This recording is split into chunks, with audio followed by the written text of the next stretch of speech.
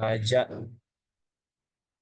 Jadi, saya Jonathan Fian Tamar Pangarian dari kelompok Transformasi Dilatasi akan menjelaskan eh, mengenai poster dari transformasi dilatasi. Yang pertama ialah judulnya yang paling atas yang dilatasi. Yang kedua ialah definisinya. Definisinya ialah transformasi yang berbesar atau memperkecil suatu objek tetapi bentuknya tetap. Dilatasi ditentukan oleh pusat dilatasi P dan oleh faktor skala K.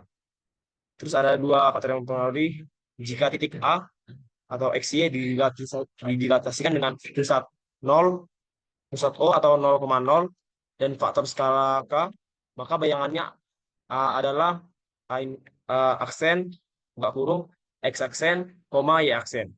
Atau dapat dituliskan sebagai berikut yang ada di bawah. Seperti matriks X aksen, Y aksen sama dengan matriks K0, 0K dikalikan dengan matriks X. Iya. Faktor keduanya, jika titik A atau X, Y didilatasikan dengan pusat P, AB, dan faktor skala K, maka bayangannya adalah A aksen, buka kurung, X aksen, Y aksen. Atau dapat dituliskan sebagai berikut.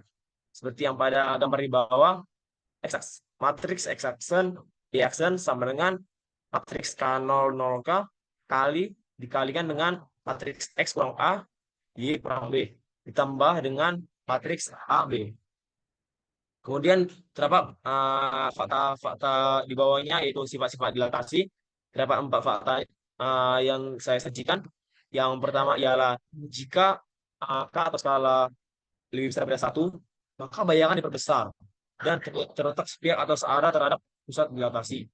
Yang kedua, jika uh, skala lebih besar daripada 0, tetapi lebih kecil daripada 1, maka bayangan diperkecil dan terletak sepihak terhadap pusat dilatasi. Sifat sifat dilatasi yang ketiga ialah jika skala lebih besar daripada -1, tapi lebih kecil daripada 0, maka bayangannya diperkecil dan tidak sepihak terhadap pusat dilatasi. Yang keempat, jika skala lebih kecil daripada -1, maka bayangan diperbesar dan terletak tidak sepihak terhadap pusat dilatasi.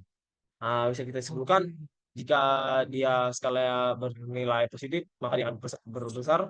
Tapi jika uh, skalanya di bawah 1, maka bayangannya akan diperkecil. Kemudian uh, terdapat beberapa orang yang berpikir apa sih fungsi dilatasi? Buang waktu aja kalau mempelajarinya. Jadi saya ingin memberikan sekedar info. Fungsi dilatasi di kehidupan kita sehari-hari, salah satu contohnya ialah kehidupan sehari-hari ialah miniatur.